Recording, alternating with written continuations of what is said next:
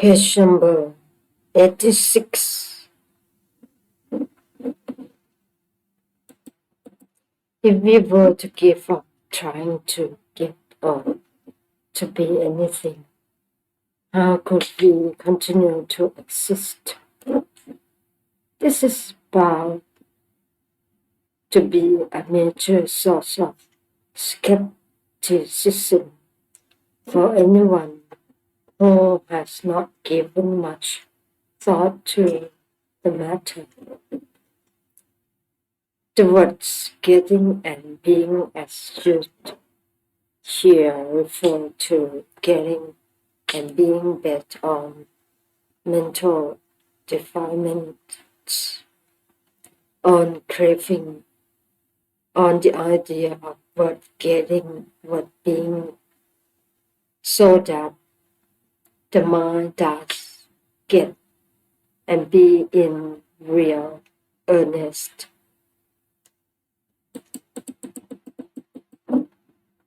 This is bound to lead to depression, anxiety, distress, and upset, or at least a heavy burden on the mind, right from beginning to end. Knowing this truth, we shall be constantly on the alert, keeping watch over the mind to see that it doesn't fall slave to getting and being through the influence of grasping and clinging, aware that in reality things are just not worth getting or being. We shall be smart enough to stay aloof from them. If, however, we are not yet in a position to withdraw completely from having and being, we must be mindful and wide awake so that when we do get or become something, we do so without emotional upset. We must not be like those people who turning a blind eye and a deaf ear go ahead brainlessly and expertly getting or becoming, with the result that they fall right into the pit of their own stupidity and attachment, and end up having to commit suicide. The world and all things have the property of impermanence, of worthlessness, and of not belonging to anyone. Any individual who grasps at and clings to anything will be hurt by it. In the very beginning, when he first decides to get it or to be it. Later, while he is in the process of getting it and being it, and then again after he has got it or been it, all the time, before, during, and after. When anyone grasps and clings with deaf ear and right eye, he will receive his full measure of suffering, just as can be seen happening to all deluded worldlings. It is the same even with goodness, which everyone values highly. If anyone becomes involved with goodness in the wrong way and clings to it too much, he will derive just as much suffering from goodness as he would from evil. In becoming involved with goodness, we have to bear in mind that it possesses his property. A skeptic may ask if nothing at all is worth getting or being. Does it follow that nobody ought to do any work or build up their position and property? Anyone who comprehends this subject can see that a person equipped with right knowledge and understanding is actually in a far better position to carry out any task than one who is subject to strong desires, foolish, and lacking in understanding. Very briefly, in becoming involved in things, we must do so mindfully. Our actions must not be motivated by craving. The result will follow accordingly. The Buddha and all the other arahants were completely free of desire, yet succeeded in doing many things far more useful than what any of us are capable of.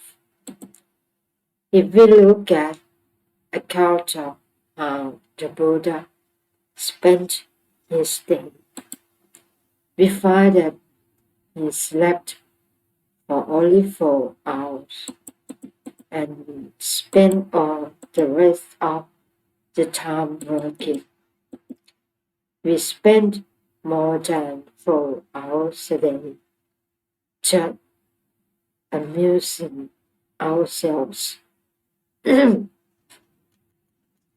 the defilements responsible for the desire to be and get things had been completely eliminated,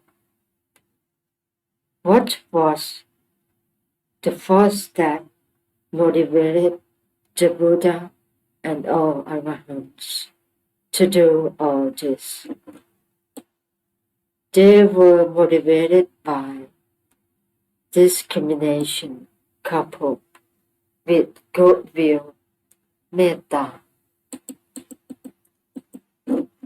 Even actions based on natural bodily ones such as receiving and eating alms food were motivated by discrimination. They were free of defilements, free of all desire to keep on living in order to be this or to get that. But they did have the ability to discriminate between what was worthwhile and what was not as the motivating force that sent their bodies out to find food. If they found food, well and good. If not, never mind. When they were suffering with fever, they knew how to treat it and did so as well as possible on the basis of this knowledge. If the fever was quite over howling, and they were not strong, they recall that to die is natural, whether they live or die was of no significance to them. They were of equal value in their eyes. If one is to be completely free of suffering, this is the very best attitude to have. There need not be any self as master of the body. Discrimination alone enables the body to carry on by its natural power. The example of the Buddha shows that the power of pure discrimination and pure goodwill alone is sufficient to keep an arahant living in the world, and what is more, doing far more good for others than people still subject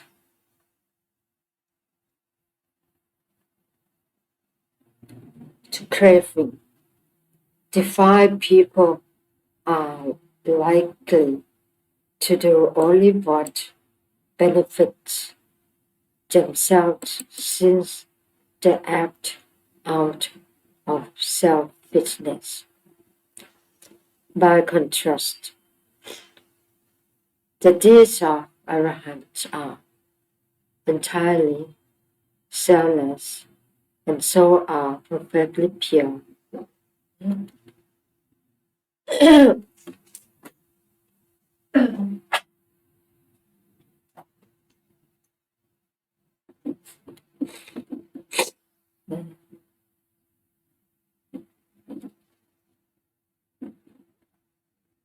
In desiring to get and be, one is acting quite inappropriately. One is mistaking evil for good, not knowing what is what. Let us all then go about things intelligently, always bearing in mind that in reality nothing is worth getting or being, nothing is worth becoming infatuated with. Infatuated with. Nothing is worth clinging to. Let us act in a manner in keeping with knowledge that things are by their very nature not worth getting or being. If we do have to become involved in things, then let us go about it the right way, acting appropriately. This is the way to keep the mind always pure, unobscure, tranquil, and cool. It allows us to become involved in the world, in things without doing ourselves any harm in the process. When the ordinary worldly man hears that nothing is worth getting or being, he is not convinced, he doesn't believe it. But anyone who understands the real meaning of this statement becomes emboldened and cheered by it. His mind becomes master of things and independent of them. He becomes capable of going after things, sure in the knowledge that he will not become enslaved by them. His actions are not motivated by desire. He is not so bright with passion that he comes to be a slave to things, in getting anything or being anything. Let us always be aware that we are getting or being something which, in terms of absolute truth, we cannot get or be at all, because there is nothing that we can really get or be as we might wish. All things are transient and unsatisfactory, and can never belong to us, and yet we go foolishly ahead, grasping them and craving for them.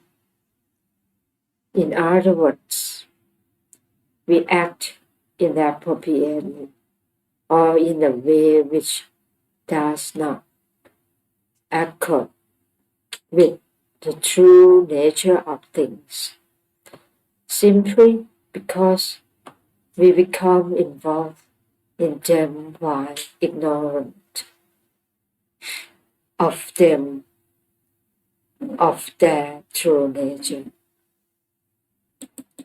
The result is bound to be all manner of suffering and trouble. The reason a person is incapable of doing his job perfectly, faultlessly, is that he is always far too concerned with getting something and being something, always motivated entirely by his own desires. As a result, he is not master of himself and cannot be consistently good, honest, and fair. In every case of failure and ruin, the root cause is slavery to desire. To come to know the true nature of things is the true objective of every Buddhist. It is the means by which we can liberate ourselves regardless of whether we are hoping for worldly benefits such as wealth, position, and fame, or for benefits in the next world, such as heaven, or for the supra mundane benefit, the fruit of the part nirvana. Whatever we are hoping for, the only way to achieve this is by means of the right knowledge and insight. We thrive on insight. In the text, it is said that we may become purified through insight and not by any other means. Our partner freedom lies in having the insight, the clear vision that in all things she there neither is nor has even been anything at all that is worth grasping at or clinging to, worth getting or being, worth risking life and limb for. We have things and are things only in terms of worldly, relative truth in worldly language, and we say we are this or that, just until page number 90. Have a wonderful day, all the time. Bye-bye, to the go, with the sea, but then it, get good as